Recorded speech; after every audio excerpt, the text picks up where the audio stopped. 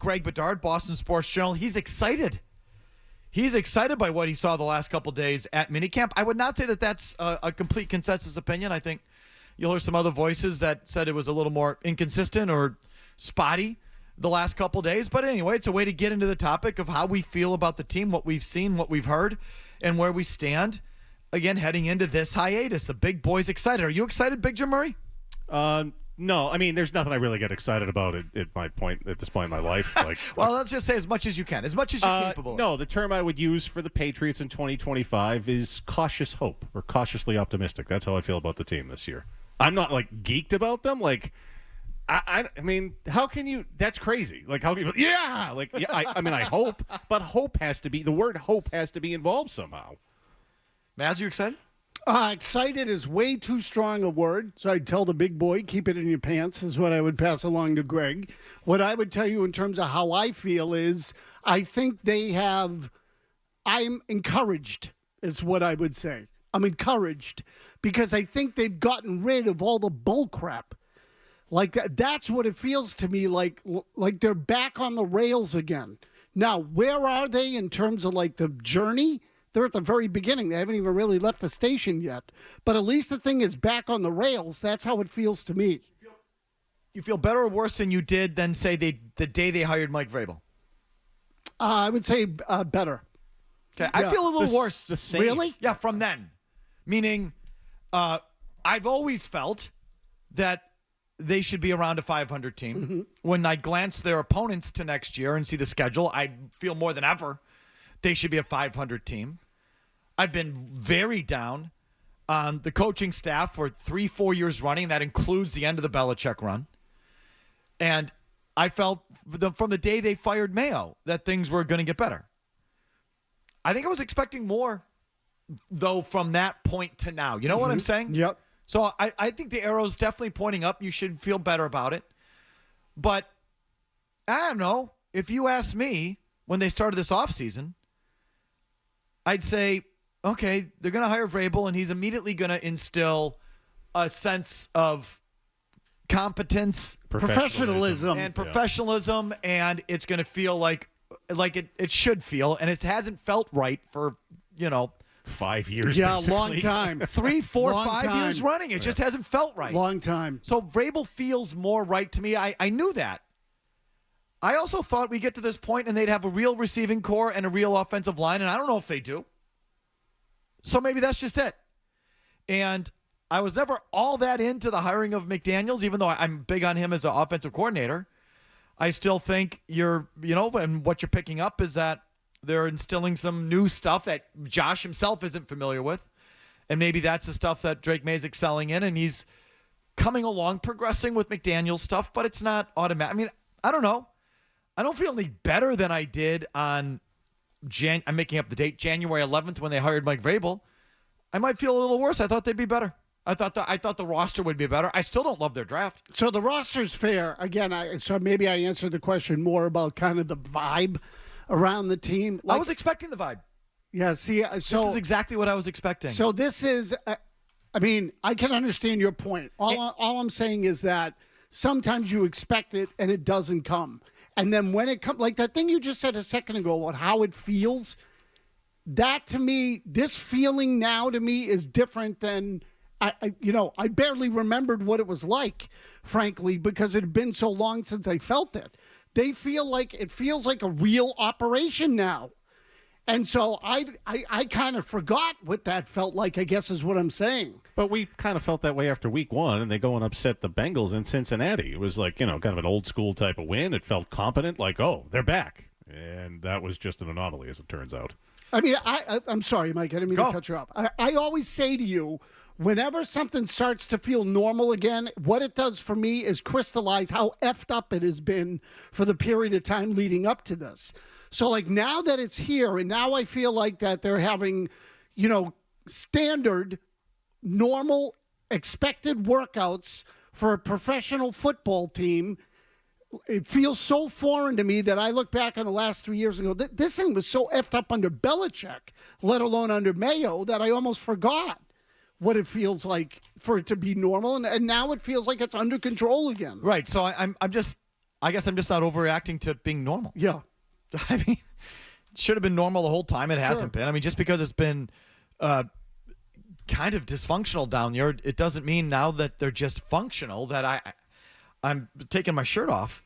No, but I don't blame people for being excited about getting back to that baseline, though, because it has been not kind of dysfunctional. It has been straight up dysfunctional going on like 4 years. It's been a mess. And Vrabel's hard not to like. I mean, I really do like his approach. I can feel his command.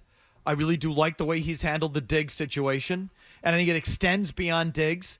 He just doesn't throw out platitudes. I think he's a Parcellian ball buster in a way. He's exacting. Everyone has something to prove, and I sort of just, the more I listen to him, the more I get that on everything that he's asked. I'll give you some examples coming up. But Diggs is not off to a great start. I mean, just because he's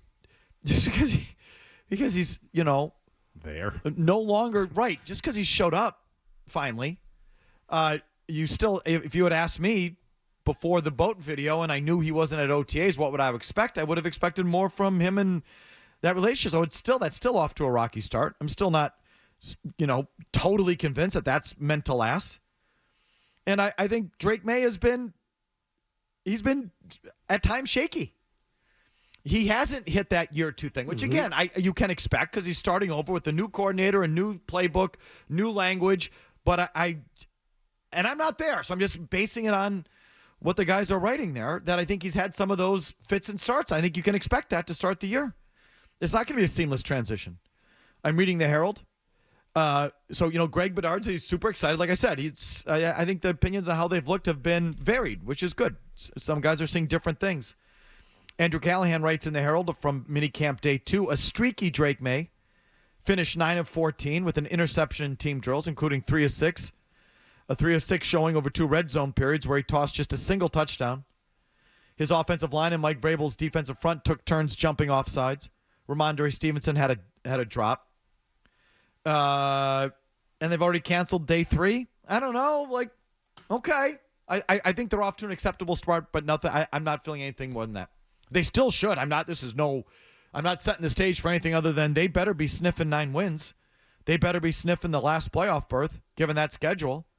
Given the money they had to spend, their high draft position. If they don't, it means they will have screwed those things up, don't you think? It means Vrabel, if they're not sniffing 9 wins and a playoff berth, Mike Vrabel and his staff failed, and the personnel work in the offseason failed. That schedule's too easy, and they had too much money and too high of a draft position to not win a bunch of games. You say, I look at it as Vrabel adds 2 wins, so that gets you 4 to 6. The schedule blows. That should be 1 or 2 more. So now you're at 8. You spent a ton of money on defense. I'm with you. That they have to be around 8 or 9 at a minimum. Yeah, they got to be in the middle. I mean, I like that part. I agree with. Let me ask you this: stuff's always going to go wrong. Okay, so like the fact that Stephon Diggs has been a pain in the ass should not surprise anybody. I guess not. Okay, how do you feel about their ability to handle it when stuff goes wrong? Oh, much better. So that one to me is a big difference. I feel like Vrabel, even Belichick, he was checked out. In retrospect, with his girlfriend holed up at the team hotel the night before games. Right. Like so that whole thing was going on. Right. So just because now we're past that stage, what am I supposed to do there? I know. So we're back. I know. No, but you're just not a joke. Right. So but at the moment, I'll take not a joke. And so now the offensive line, the receiving core, all that legit. But I do feel like part of the problem with them in some of these other years is when things started to go sideways, they couldn't stop it. Belichick couldn't stop it. Mayo certainly couldn't stop it. And again, I put it more on Bill than Mayo on that because Mayo had no experience. But I feel like Vrabel has the thing harnessed at a minimum. Now, how much talent is there? Good question. Studs and duds. Well, player of the day, according to the Herald, was Christian Gonzalez. So he apparently is having a really good spring. And you should, again, based on the reporting, feel nothing but good things about Christian Gonzalez. You got a guy there. Yep. Really feels like he got a guy. Have you guys seen the clip of the pick? No, the one-handed pick? Yeah, I'll show it to you in the break. I mean, May throws it right to him. Like it's, it was tight coverage. I mean, he makes a one-handed catch, but it's right to Christian Gonzalez. Okay, I feel like too much has been made about so this play. We just pour a little lukewarm water on that, if not cold water. Yeah, lukewarm water. Yeah, cold. Studs were safety Craig Woodson and linebacker Cam Riley. Mazz, what can you tell me about linebacker Cam Riley? Nothing. Undrafted rookie out of Florida State. Is he related to Mike Riley? Don't know. I've never heard of him before. Craig Woodson, okay. Duds, wide receiver Kyle Williams. Oh, steal the draft. Williams caught You one mean of Steve Smith? Kyle Williams caught one of 4 targets during live team drills, including the pass Gonzalez intercepted, and a would-be touchdown Marcus Jones ripped away from him as they tumbled out of the end zone late in a red zone period. The third-round speedster experienced an up-and-down spring as most rookies do. Okay, so if I just take out that last line, like I get it, he's a rookie. Okay. But he had an up-and-down spring. I don't know why I'm supposed to think this, second, third-round drafted receiver is any different than the other second, third, fourth-round receivers they've drafted for 20 years. Right, going on 2 decades, really. Yeah, because this guy is Steve Smith. Steal Sr. the draft. No, in a related story, the second dud, Javon Baker. For him, that's a good day. Baker went catchless in minicamp. Catchless in minicamp? Catchless. Just like Sleepless in Seattle. He didn't have a single catch in minicamp. How's that possible? They're just in shorts. They're just playing catch. Yeah, he was covered. How do you not have a catch when all they're doing is playing catch? They doubled him. Javon Baker went catchless in minicamp thanks to an 0 for 2 performance in team drills Tuesday. His first target was a long ball where Baker couldn't lose linebacker? Who? So now he can't catch it and he's like fat? Riley? Have you ever heard of Jack Gibbons? No. Is he in ZZ Top? Givens or Gibbons? Gibbons. With a B. Gibbens. Oh. So Javon Baker, who said he was so fast and explosive he'd get people to sit out of their wheelchairs, his quote, not mine, now can't shake loose from a linebacker named Jack Gibbons, ENS. In deep coverage, this Jack Gibbons covered him deep down the field. And another tightly contested pass he batted down. So, I mean, this is just me. I pick out the duds. But I gave you the studs. I told you feel good about Christian Gonzalez.